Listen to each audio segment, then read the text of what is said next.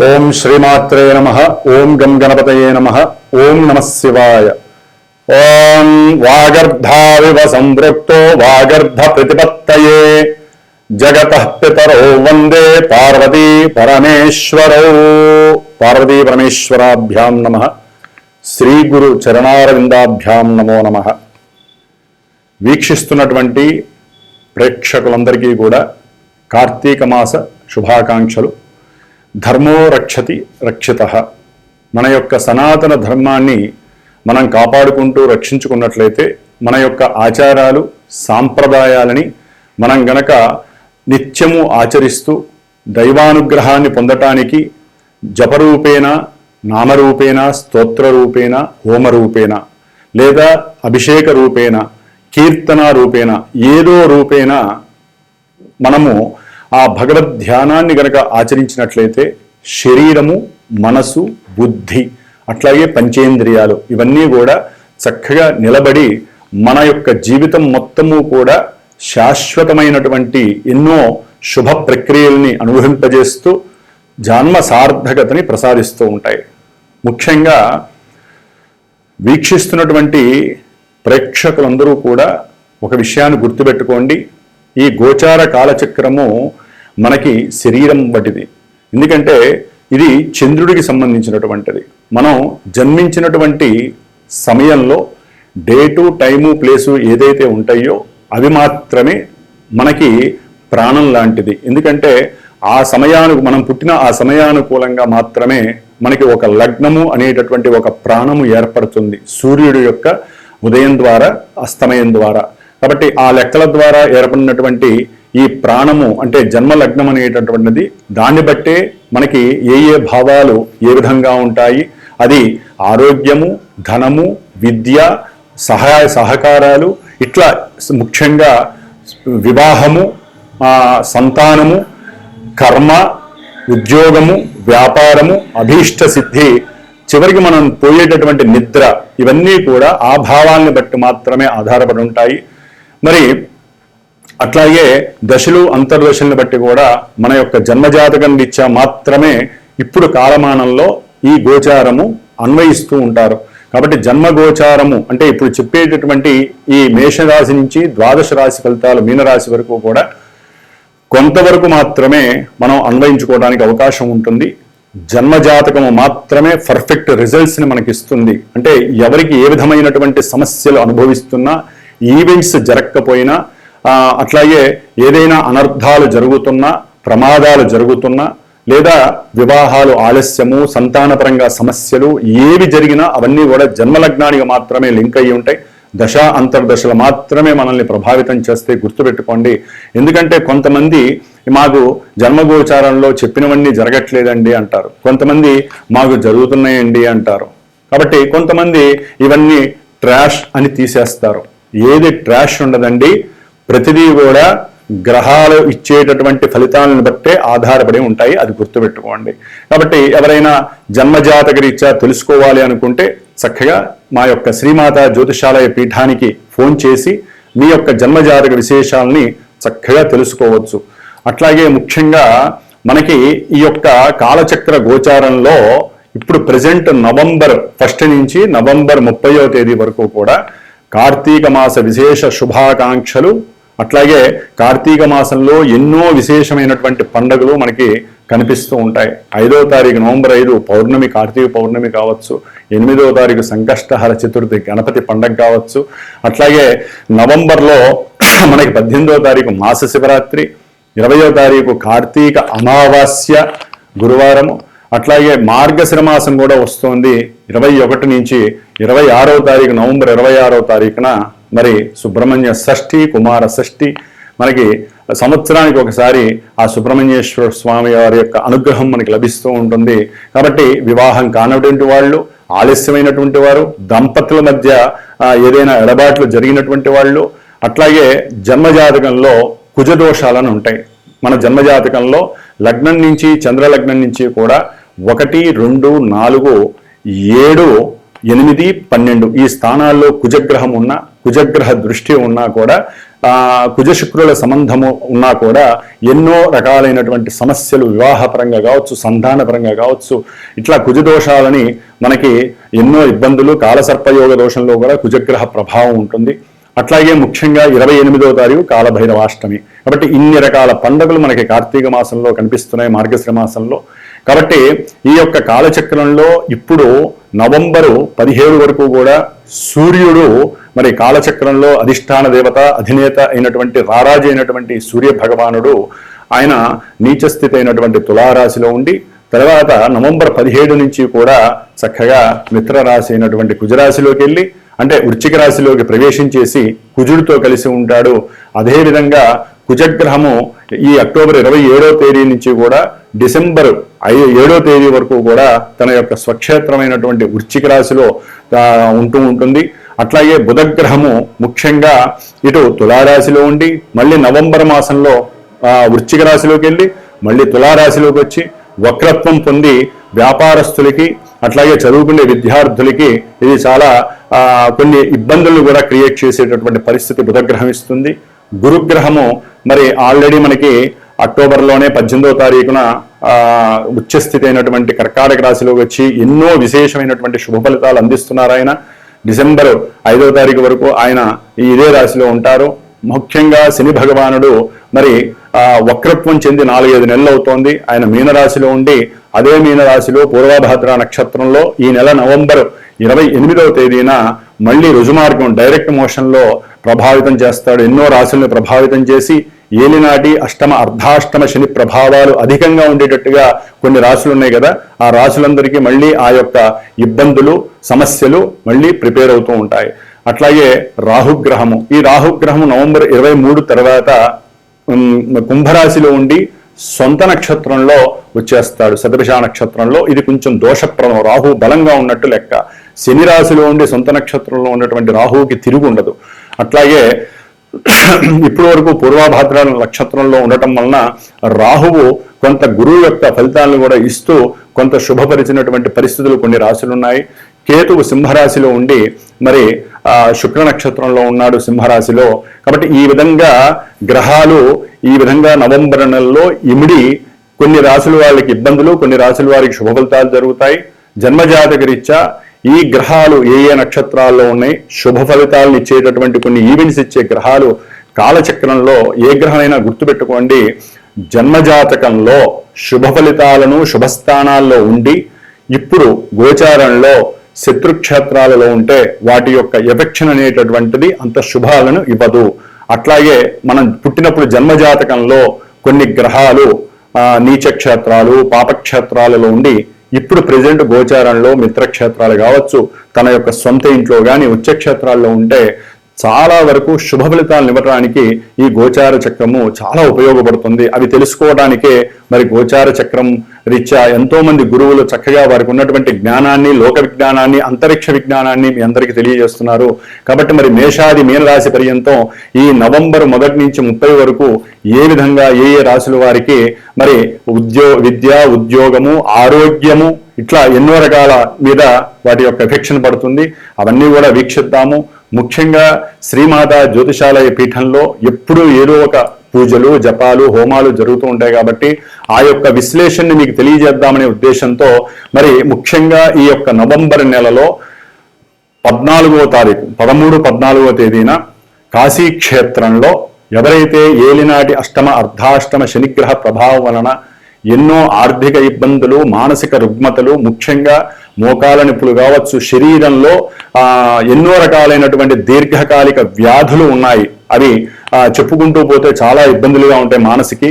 కాబట్టి ఎవరైతే అనారోగ్య రీత్యా బాధపడుతూ ఉంటారో, ఎవరైతే మానసికంగా డిప్రెషన్ లెవెల్లో ఉంటారో, అనుకున్న పనులన్నీ ఆలస్యంగా జరుగుతూ ఉంటాయో వాళ్ళందరికీ శనిగ్రహ దోష కర్మదోష పరిహారార్థమై కాశీ క్షేత్రంలో ఈ నవంబర్ నెలలో 12వ తారీఖు నుంచి 16వ తారీఖు మధ్యలో 13-14 తారీఖుల్లో పరమేశ్వరుడికి గంగానది ఒడ్డున కూర్చొని చక్కగా వేదమూర్తుల యొక్క బ్రాహ్మణుల యొక్క సమక్షంలో గంగాజలంతో మృత్తికాలింగార్చన శతలింగార్చన అంటే 108 లింగాలు చక్కగా మృత్తిక పుట్టమ్మలతో తయారు చేసి మహన్యాసపూర్వకంగా ఎవరైతే గోత్రనామాదులు అందజేస్తారో పీఠానికి ఫోన్ చేసి వారికి ఉన్నటువంటి దోషాలు పోవటానికి, వారికి ఉన్న రుగ్మతలు పోవటానికి, అనారోగ్య దోషాలు పోవటానికి మాత్రమే ఈ యొక్క కార్యక్రమం పెట్టబడింది.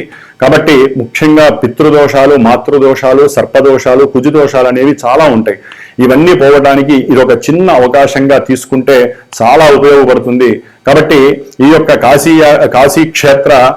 కాశీ క్షేత్రంలో చేసేటటువంటి ఈ యొక్క పూజలో రుద్రాక్షలకి కూడా అభిషేకం చేసి ఆ రుద్రాక్షలు వారికి ఇవ్వబడుతుంది. ముఖ్యంగా నవంబర్ 26వ తేదీన మార్గశిర మాసంలో వచ్చేటటువంటి సుబ్రహ్మణ్య షష్ఠి, స్కంద షష్ఠి రోజున పీఠంలో విశేషంగా 21వ తేదీ నుంచి 5 రోజులు 6 రోజులు స్వామివారి సర్పసూక్త పారాయణ అంటే కుజదోషాలు, సర్పదోషాలు ఉన్నటువంటి వారికి ఈ యొక్క సుబ్రహ్మణ్యేశ్వర స్వామికి ప్రీతికరమైనటువంటి రాహుకేతు దోష నివారణార్థమై సర్పసూక్త జపము, అట్లాగే 26వ తేదీన పీఠంలో ఉదయం నుంచి మధ్యాహ్నం వరకు కూడా కళ్యాణం, ముఖ్యంగా మగవాళ్ళకి లేదా స్త్రీలకి కళ్యాణం కానటువంటి వాళ్ళకి, లేకపోతే కళ్యాణమై భార్యాభర్తలు విడిపోయినటువంటి వారికి అన్యోన్యత కొరకు, కళ్యాణం శీఘ్రంగా అవడానికి, జన్మజాతకంలో ఎవరికైనా కుజ దోషాలు, రాహుకేతు దోషాలు ఉంటే వారికి మాత్రమే, ముఖ్యంగా ఈ కోర్టు కేసుల్లో ఎన్నో ఇబ్బందులు పడుతూ ఉన్నటువంటి వారు ఉంటారు, ఎన్నో రకాల సమస్యలు. కాబట్టి ఆ యొక్క సమస్యలు ముఖ్యంగా వివాహము, సంతానము, అట్లాగే విద్యలో ఆటంకాలు, వీటికి సంబంధించి కుజరాహుకేతు దోషాలు పోవడానికి సుబ్రహ్మణ్య షష్ఠి మనకి సంవత్సరానికి ఒకసారి వస్తుంది. ఆ రోజున శ్రీ వల్లీ దేవసేన సమేత శ్రీ సుబ్రహ్మణ్యేశ్వర స్వామి వారి యొక్క కళ్యాణం జరుగుతుంది. కాబట్టి కళ్యాణం కోరుకునేటటువంటి వాళ్ళు చక్కగా ఆ యొక్క కళ్యాణంలో పార్టిసిపేట్ చేయొచ్చు. హైదరాబాద్లోనే కాబట్టి వచ్చేవాళ్ళు చక్కగా రావచ్చు. అట్లాగే అదే రోజున కళ్యాణం అయిన తర్వాత హోమం ఉంటుంది, సుబ్రహ్మణ్య పాశుపత రుద్ర హోమము. దీంట్లో అన్ని రకాల హోమాలు వస్తాయి కాబట్టి చక్కగా ఆ హోమం వలన కూడా మీకు చాలా ఈ 2 కార్యక్రమాలు కూడా పీఠంలో విశేషంగా జరుపబడేటటువంటివి ఈ నవంబర్ నెలలో. కాబట్టి ఎవరైనా సరే పాల్గొనగలిగే వాళ్ళు ప్రత్యక్షంగా అయినా రావచ్చు. దూర ప్రాంతాల్లో ఉన్నటువంటి వాళ్ళు మా యొక్క పీఠానికి ఫోన్ చేసి మీ గోత్రనామాదులు ఇచ్చి దానికి తగినటువంటి దక్షిణని అందజేయగలిగితే గనక మీకు చక్కగా ఆ యొక్క కార్యక్రమాలు చేసి వాటి యొక్క ఫలితాన్ని ఇవ్వగలిగేటట్టుగా ఈ యొక్క పీఠము నిర్వహించబడుతోంది. కాబట్టి ఇప్పుడు మనం మేషాది మీనరాశి పర్యంతం ఉన్నటువంటి 12 రాశి ఫలితాలని గురించి చక్కగా విపులీకరించి సూక్ష్మీకరించి తెలుసుకునే ప్రయత్నం చేద్దాం. ఓం గం గణపతయే నమః. కుంభరాశి వారికి ఈ నవంబర్ మాసంలో రాస్యాధిపతి అయినటువంటి శని భగవానుడు ఈ నెలాఖరు నుంచి 2వ స్థానంలో ఏలినాటి శని చివరి అంకంలో ఉంటాడు. కాబట్టి ఆ యొక్క ఫలితాలు కుటుంబపరంగా కొంత ఎడబాటు కలగటము, ఆర్థికంగా కొంత ధన నష్టము కలగటము, అంటే ఉద్యోగరీత్యా ఎక్కడికి ప్రయాణాలు చేసి రావటము, దూర ప్రాంతాలకి ఉద్యోగంలో ప్రమోషన్స్ రావటం ద్వారా కొంత కుటుంబానికి దూరం అవ్వటము, ఆర్థికంగా నష్టపోవటము, ఇల్లు మారటము వాటి పన. అట్లాగే మీ మాట కూడా కొంచెం తెలియకుండా మీరు నిదానంగా మాట్లాడినా దాంట్లో ఏదో సూక్ష్మార్థం గ్రహించి బంధువులతో ఆకస్మికంగా కొంత మీకు కుటుంబంలో గొడవలు వినే అవకాశం ఉంటుంది. అంటే పూర్వము పాతవి ఏవో విషయాలు కూర్చున్న వాళ్ళు కూర్చోకుండా ఏదో పెద్దవాళ్ళు మాట్లాడినట్టుగా మాట్లాడతారు. అది ధన విషయం కావచ్చు, కుటుంబంలో పెద్దవాళ్ళ గురించి ఇప్పుడు అవన్నీ ఎందుకు తంట అనేటటువంటి ఆలోచన అవతల వాళ్ళు మిమ్మల్ని బంధువులు ఎందుకు ఇట్లా గొడవలు పెడతావు అనేటటువంటి విషయాలు కూడా కుంభరాశి వాళ్ళకి ఎదురయ్యే అవకాశాలు ఉన్నాయి. ముఖ్యంగా విద్యార్థులకి మీ మాట కనుక సరిగ్గా లేకపోతే విద్యలో ఆటంకాలు, అనవసరంగా తల్లిగారితో విభేదాలు, కుటుంబపరమైన ఖర్చు, భార్యతో కొంచెం గృహంలో సరైనటువంటి సౌఖ్యత లేకపోవటము. ముఖ్యంగా చతుర్థ భాగ్యాధిపతి శుక్రుడైతే కనుక భాగ్యస్థానంలో ఉండటం, ఉన్నతమైనటువంటి విద్యల యందు ప్రవేశము, వీరు ముఖ్యంగా శుక్రుడికి సంబంధించిన సుగంధ ద్రవ్యాలు వ్యాపారస్తులు కానివ్వండి, జ్యువెలరీ వ్యాపారస్తులు, అట్లాగే చేనేత కార్మికులు, లేకపోతే వస్త్ర వ్యాపారులు, వీళ్ళందరికీ కూడా చాలా మంచి యోగదాయకమైనటువంటి సమయం లభిస్తోంది. మంచి ధనము అంటే ఈ కుంభరాశి వారికి సంబంధించినటువంటి భార్యాభర్తలు సంప్రదించుకోవటము, లేదా వెహికల్కి సంబంధించినటువంటి, లేకపోతే ఇలాంటి బంగారపు లేదా వస్త్రాలకి సంబంధించినటువంటి, పత్తికి సంబంధించినటువంటి ఇలాంటి వ్యాపారాల యందు సుముఖత చూపిస్తూ ఉంటారు. రియల్ ఎస్టేట్ వ్యాపారం కూడా వీరికి ఎక్కడో ఒకరు అవకాశం కలుగుతూ ఉంటుంది. ఇట్లా చేసుకుంటే బాగుంటుంది, ఈ వ్యాపారంలో మీరు ఇంత ఇంటర్ఫీర్ అయితే బాగుంటుందని కొంచెం అక్కడ ఆలోచించండి. ఎందుకంటే రవి 10లో ఉండటం ద్వారా గవర్నమెంట్ పరమైనటువంటి ఉద్యోగ అవకాశాలు వీరికి సక్సెస్ కలగడానికి అవకాశం ఉంటుంది. కానీ వ్యాపారంలో ఈ సేల్స్ అంటే మీరు ఏదైనా గృహాలని అమ్మటము, దాని ద్వారా ధనాల్ని అంటే పాత గృహాలు ఉంటాయి కదా వాటిని అమ్మటము, లేకపోతే రీసేల్ చేసేటటువంటి వ్యాపారం రియల్ ఎస్టేట్లో ఉంటాయి వాటిని అమ్మడం ద్వారా కూడా మీకు ఆకస్మికంగా కొంత ధనలాభం కలగడానికి అవకాశం ఉంటుంది. ఏదేమైనప్పటికీ రవి వీరికి ఈ యొక్క నవంబర్ 17 తర్వాత కొంత అనుకూలమైనటువంటి ఉద్యోగాలలో చాలా మార్పులు కలుగుతాయి. ఎప్పటి నుంచో అంతర్గతంగా బాగా మసులుతూ ఉంటుంది వీరికి ఉద్యోగం ఇవ్వాలా వద్దా అని, అది సక్సెస్ అయ్యే అవకాశం కూడా కలుగుతుంది. రవి గ్రహం చాలా అనుకూలిస్తోంది, గురువు యొక్క అనుకూలత. కాబట్టి సేవకా వృత్తిలో మీకు గుర్తింపు లభిస్తుంది, మంచి ఆ ఉద్యోగం ద్వారా ఉన్నతమైనటువంటి కీర్తి, ఉన్నతమైనటువంటి అనుకూలత కలుగుతుంది. ఒకవేళ ఏదైనా మీరు గృహ కట్టడాలకో లేకపోతే భూమి పరంగా ఏదైనా అప్పు చేస్తుంటే అవి ఈ ఉద్యోగం ద్వారా కొంత అభివృద్ధి కలిగి ధనపరంగా వృద్ధి కలిగి మీకు చక్కగా అవన్నీ అప్పులు తీర్చే పరిస్థితి కూడా కనిపిస్తుంది. ఏదేమైనప్పటికీ కూడా జాతకంలో మీకు ఏదైనా కొంత ప్రతికూలమైన పరిస్థితులు ఉంటే తప్ప గోచారంలో మాత్రము కొంత రవి బలము బాగుంది, కుజబలము బాగుంది. అట్లాగే గురుడు ఒక రకంగా 6లో ఉండటం ద్వారా అనారోగ్యపరంగా అంటే హార్ట్ పరంగా కావచ్చు, లేకపోతే ఏదైనా బ్యాక్ పెయిన్స్ ద్వారా ఇలా ఏదైనా కొంచెం అనారోగ్య సమస్యల వలన ఆర్థికంగా నష్టపోతారేమో కానీ, లేకపోతే ప్రయాణాల పరంగా కొంత ధన నష్టం ఉంటుందేమో కానీ, ఒక రకంగా ఉద్యోగపరంగా అయితే కొంత అనుకూలమైన పరిస్థితులు. గవర్నమెంట్ జాబ్స్కి మాత్రం ఇది అనుకూలమైన సమయంగా మీరు భావించవచ్చు. అయితే రాశిలోనే రాహువు, సప్తమంలో కేతువు, రాహుకేతువుల దోషం మంచిది కాదు. కాబట్టి ఈ నెలలో మనం చేసేటటువంటి పీఠంలో చేసేటటువంటి సుబ్రహ్మణ్య హోమం కానీ, లేకపోతే కాశీ క్షేత్రంలో చేసేటటువంటి శనికి సంబంధించిన దోష పరిహారార్థన చేస్తున్నాం. కాబట్టి ఈ యొక్క శివ శతలింగార్చన కార్యక్రమంలో కానీ చక్కగా పాల్గొనే అవకాశం తీసుకోండి. లేదా మీ దగ్గరలో ఉన్నటువంటి శివాలయంలో రుద్రాభిషేకము, లేదా సుబ్రహ్మణ్య స్వామికి మీరే వెళ్ళి పాల్గొయటము, ఇలాంటివన్నీ చేసుకొని మీకు ఉన్నటువంటి భార్యాభర్తల మధ్య ఎడబాటు లేకుండా కాపాడుకోవడానికి ప్రయత్నం చేయండి. అనవసరంగా మాట అనుకొని లేనిపోని సమస్యలు సృష్టించుకోకండి. అట్లాగే సంతాన రీత్యా ఒక్కోసారి అనుకూలంగా ఉంటుంది, ఒక్కోసారి వారికి అది బెడిసి కొట్టి లేనిపోని అవమానాలు, భంగపాటులు కలిగటము, అట్లాగే మీ యొక్క మేధస్సు అకస్మాత్తుగా లోపభూయిష్టం కావటము, బుద్ధిమాంద్యం కలగటము, ఇలాంటివి కూడా కలగటము, లేదా సంతానానికి సంబంధించినటువంటి అనారోగ్య లోపాలు కొంచెం మిమ్మల్ని బాధిస్తూ ఉంటాయి. ఇంతదాన్ని అంత చేసుకోవటం అనారోగ్యాన్ని, ఇది మీ బుద్ధికి పరీక్షగా మీరు భావించండి. ఏ విషయంలో కూడా మీరు ఎక్కువగా అతిగా ఆలోచించకండి, దానివల్ల లేనిపోని మానసిక డిప్రెషన్స్ కలుగుతాయి. కాబట్టి మీరు చక్కగా శనిగ్రహానికి, రాహుకేతు గ్రహాలకి సంబంధించినటువంటి దుర్గాదేవి ఆరాధన, హనుమత్ ఆరాధన, సుబ్రహ్మణ్య ఆరాధన మీకు సమస్తము ఎల్లవేళలా శ్రేయోదాయకము. ఓం శ్రీ సుబ్రహ్మణ్యేశ్వరాయ నమః. వీక్షిస్తున్నటువంటి ప్రేక్షకులందరికీ ఒక చిన్న విన్నపం అండి. మనకి ఈ యొక్క కమ్యూనికేషన్ అంటే ఇంటర్నేషనల్ కమ్యూనికేషన్ కావచ్చు, దూరాభారాల్లో ఉన్న వాళ్ళు కావచ్చు, మనకి దగ్గరలో ఉండి ఎప్పుడు మనం సెల్ ఫోన్ వాడుతూ ఉంటాం. ఆ సెల్ ఫోన్లో ఎక్కువగా యాక్టివేట్ చేసేది మనం వాట్సప్. అంటే కమ్యూనికేషన్లో ముఖ్యమైనటువంటి భాగం ఏదైనా అంటే సెల్ ఫోన్లో వాట్సప్. తెల్లారు లేస్తే వాట్సప్ ఆన్ చేస్తే మన బంధువుల ద్వారా కావచ్చు, ఆయన ద్వారా కావచ్చు, తల్లి, తండ్రి, కొడుకు ఎవరైనా సరే ఆ వాట్సప్ అనేటటువంటి ఆ వాట్స్ యాప్ని ఎక్కువగా యూజ్ చేస్తూ చాలా తన్మయత్వాన్ని, ఆనందాన్ని, ఎక్కడెక్కడ విషయాలని మనం చేరవేసుకుంటూ వాట్సప్ అనే ద్వారా చక్కగా వీడియో కాల్లో మాట్లాడతాం, మామూలుగా వాయిస్ కాల్ మాట్లాడతాం, మెసేజ్లు తీసుకుంటూ ఉంటాం. మరి ఇటువంటి వాట్సాప్ని మరి ప్రస్తుత పరిస్థితుల్లో మరి ఇది అమెరికా యాప్ అని చెప్పి విన్నాను. మరి అమెరికాలో ఉన్న ఫ్లక్చుయేషన్స్ వలన మరి దేని వలన తెలియదు, వాట్సప్ అనేటటువంటిది మనకి పెద్ద అగాధమైనటువంటి విషయం అయిపోయింది. వాట్సప్లో మెసేజ్లు నెలకి ఇన్ని మాత్రమే పరిమితం చేస్తూ ఒక వ్యక్తికి ఒక మెసేజ్ చేస్తే అది పోతోంది. ఒక 250 మందికి మెసేజ్ చేయాలంటే ఒక్కసారే జరుగుతోంది. కాబట్టి మనకున్న కమ్యూనికేషన్ దెబ్బతింటోంది. కాబట్టి మన ఇండియాలో జోహో అనేటటువంటి ఒక తమిళ్ యాప్, తమిళియన్ ఒక ఆయన మరి అరట్టాయ్ అనేటటువంటి వాట్సాప్కి ప్రత్యామ్నాయంగా ఈ మెసేజెస్ కానీ ఏదైనా సరే మనకున్న టాలెంట్తో ఆయన ఏర్పాటు చేశారు కాబట్టి దీన్ని మనం అరట్టాయ్ అనేటటువంటి ఈ వాట్సాప్ బదులు మనం ప్రత్యామ్నాయంగా పెట్టుకుంటే మన కమ్యూనికేషన్ వ్యవస్థ దెబ్బతినకుండా ఉంటుంది. ఎందుకంటే ఉద్యోగాలు కావచ్చు, వివాహాలు కావచ్చు, మ్యాట్రిమోనియస్ కావచ్చు, జ్యోతిష్యం కావచ్చు, లేకపోతే మీకు శుభ పరిణామాలు, శుభ విషయాలు తెలియాలన్నా, ప్రపంచంలో జ్ఞానం, లోక జ్ఞానం తెలియాలన్నా వాట్సాప్ మీదే ఆధారపడి ఉన్నాం.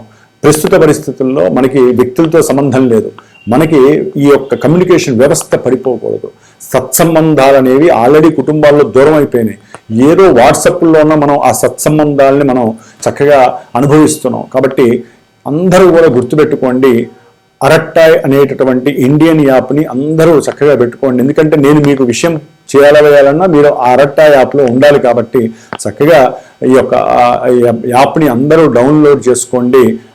చక్కగా ప్లే స్టోర్కి వెళ్ళి అందరం కూడా ఈ యొక్క యాప్ ద్వారా మళ్ళీ మన యొక్క కమ్యూనికేషన్ని పునరుద్ధరణం చేసుకుంటూ ముందుకు వెళ్ళాలని, ఏదో నాకు తోచినటువంటి ఈ విషయాన్ని అందరికీ తెలియజేయాలని, నేను అనుభవిస్తున్నటువంటి వాట్సాప్ని కొంత ఇబ్బందిగా మారింది కాబట్టి మీరందరూ అరట్టాయిని యూజ్ చేయండి. భవిష్యత్తులో మనందరం కూడా ఆ యొక్క యాప్ ద్వారా కమ్యూనికేట్ చేసుకుంటూ శుభాలని చర్చించుకుందాం. ఓం శుభమస్తు.